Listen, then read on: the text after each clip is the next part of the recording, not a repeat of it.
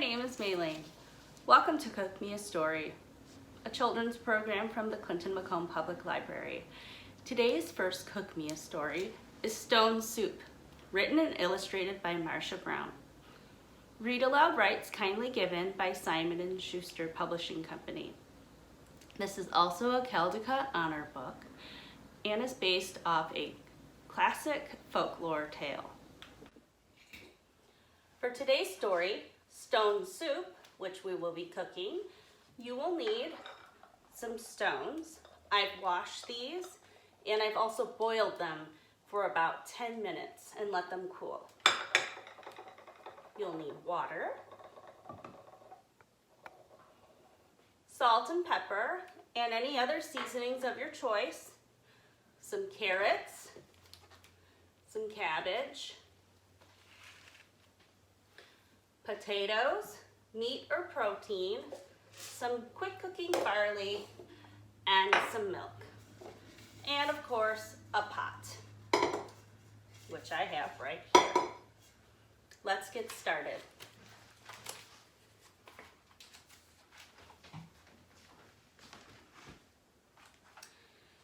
Three soldiers trudged down a road in a strange country. They were on their way home from the wars. Besides being tired, they were hungry. In fact, they had eaten nothing for 2 days. "How I would like a good dinner tonight," said the first. "And a bed to sleep in," said the second. "But that is impossible," said the third. "We must march on." On they marched. Suddenly, ahead of them, they saw the lights of a village.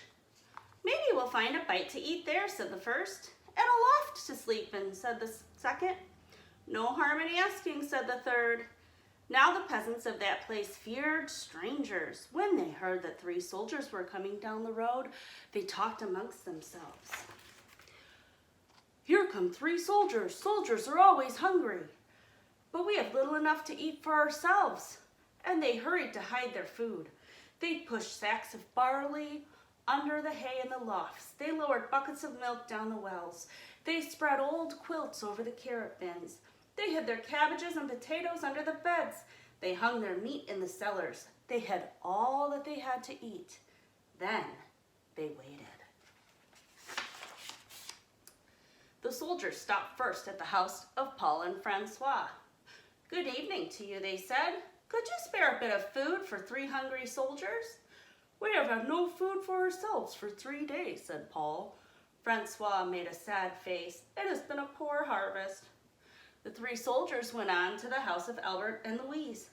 "Could you spare a bit of food and have you some corner where we could sleep for the night?" "Oh no," said Albert. "We gave all we could spare to soldiers who came before you." "Our beds are full," said Louise. At Vincent and Marie's, the answer was the same. It had been a poor harvest, and all the grain must be kept for seed. So it went on all through the village. Not a peasant had any food to give away. They all had good reasons. One family had used the grain for feed. Another had an old sick father to care for. All had too many mouths to fill.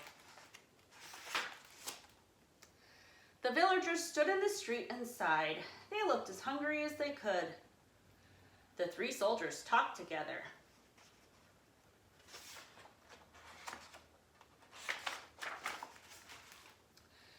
Then the first soldier called out, "Good people!" The peasants drew near. "We are 3 hungry soldiers in a strange land. We have asked you for food and you have no food. Well then, we'll have to make stone soup." The peasants stared.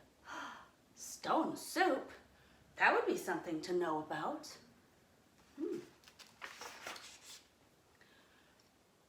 "First, we'll need a large iron pot," the soldiers said. The peasants brought the largest pot they could find. "How else to cook enough?" "Here's our pot." "That's none too large," said the soldiers, "but it will do. And now water to fill it and a fire to heat it."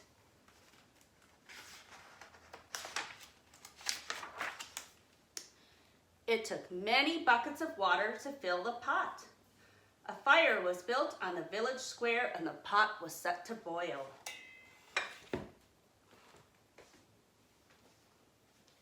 All right, let's put the water in our pot. I have about 6 cups here.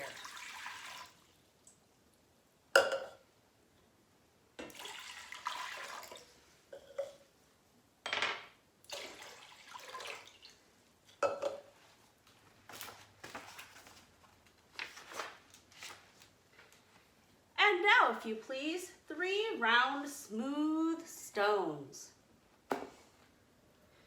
Those were easy enough to find. The peasants' eyes grew round as they watched the soldiers drop the stones into the pot. 1, 2, 3.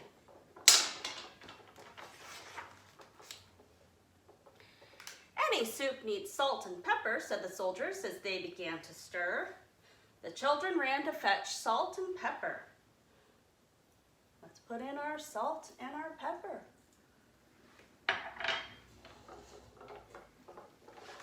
Stones like these generally make good soup.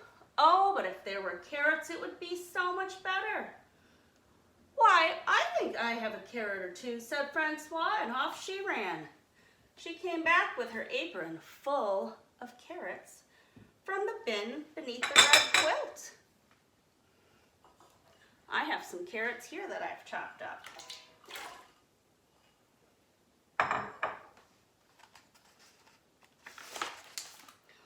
A good stone soup should have cabbage, said the soldiers as they sliced the carrots into the pot.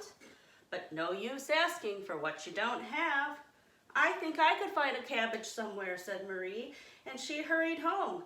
Back she came with 3 cabbages from the cupboard under the bed. Let's add our cabbage.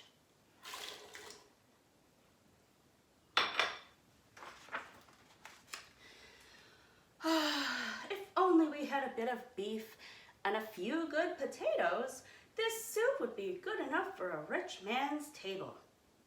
The peasants thought that over. They remembered their potatoes and the sides of beef hanging in the cellars. They ran to fetch them. A rich man's soup and all from a few stones. It seemed like magic.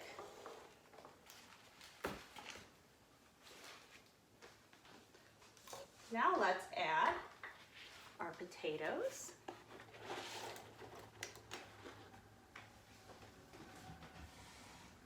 And our beef. If you don't eat meat, you could add whatever protein you want. It doesn't have to be beef.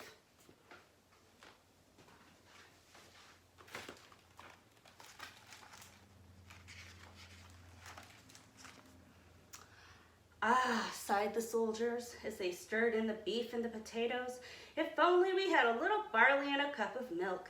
This soup would be fit for the king himself. Indeed, he asked for just such a soup when last he dined with us. The peasants looked at each other. The soldiers had entertained the king. Well, but no use asking for what you don't have, the soldiers sighed. The peasants brought their barley from the lofts. They brought their milk from the wells. The soldiers stirred the barley and milk into the steaming broth while the peasants stared.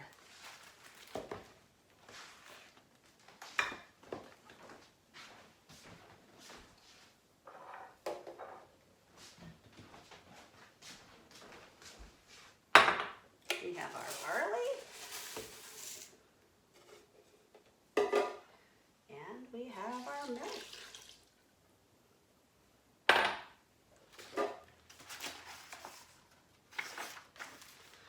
At last the soup was ready.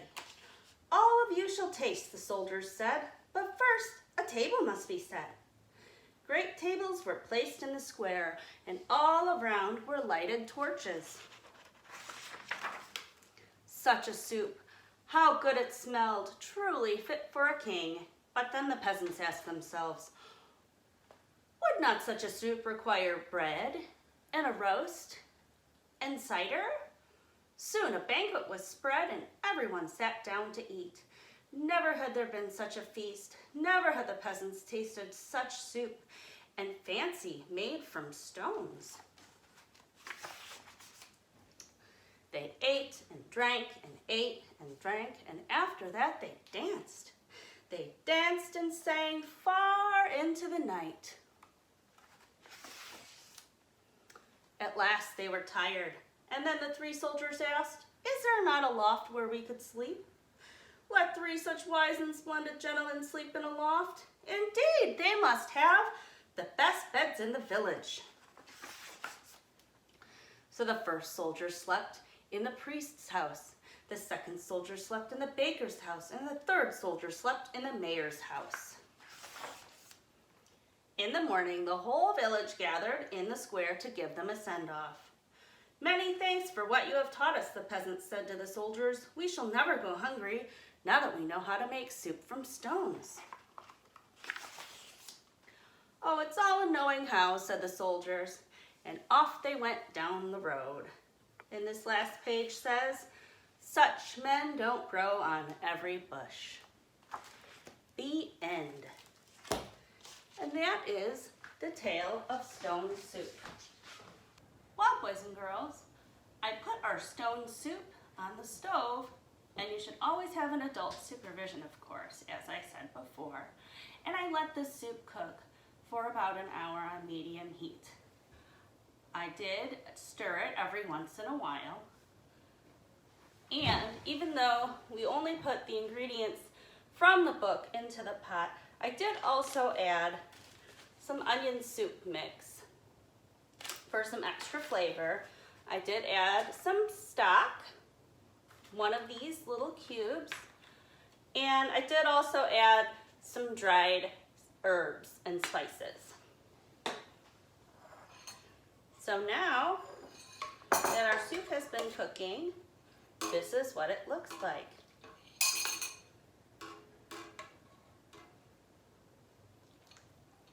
And you can see all of the ingredients. You can see our water, our salt and pepper. You can see the potatoes, the cabbage, the carrots, and the beef, and the barley. You can't really see the milk, but that's just for a little bit of added flavor and richness. So I hope that you and some grown-ups that you love make this soup and read this story, and I hope you enjoy. Our second Cook Me a Story is based on a recipe from a cookbook, which is called Cook Me a Story. In this story, Sleeping Fruity, we will need about 8 ounces of strawberries. I'm using frozen. We'll need a glass and a straw or fairy wand. We will need a banana, peeled. We'll need a kiwi, which is already peeled and cut up a little bit. Some sugar, some ice cubes, some vanilla extract, and some milk or cream. So let's get started. In a kingdom far away, there was a tall glass castle where there lived a beautiful baby princess. Her skin was as red as a rose, and she looked as sweet as a berry.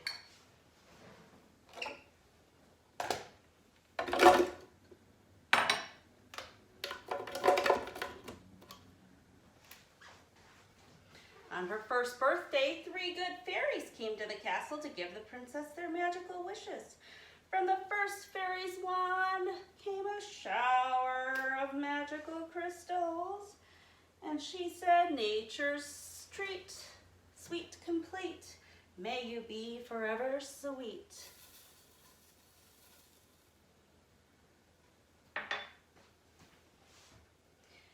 Next, from the second fairy came a stream of pure white, and she said, "Glistening cream, see it gleam, may you always live a happy dream." In goes the milk.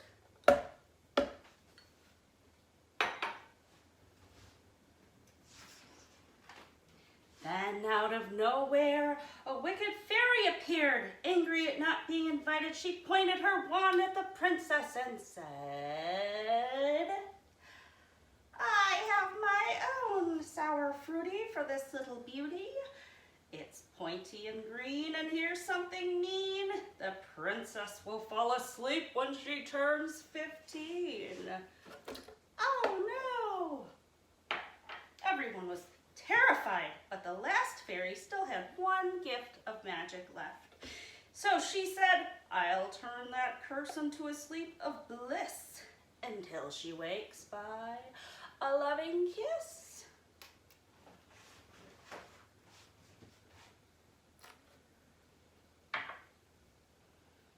As the child grew older and older, the king and queen did everything they could to protect her from harm. But they forgot about one pointy yellow spindle hidden away in the highest tower of the castle. Add your banana now. And just like the fairy had said, when the princess turned 15, she went into the highest tower, pricked her finger on the spindle, and fell into a frozen sleep. While she slept, the princess snored so loudly that she rumbled and shook the entire castle.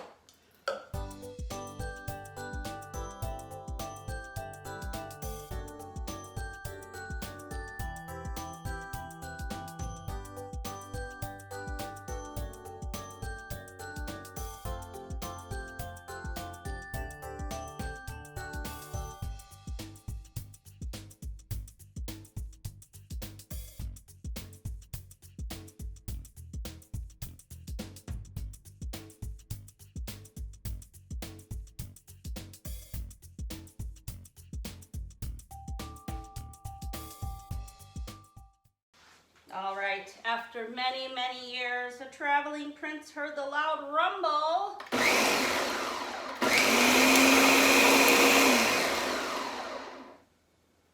and found the princess fast asleep in the castle. She looked so beautiful and sweet, he gave her a kiss, and just as he did, Sleeping Fruity awoke, her long sleep finally over.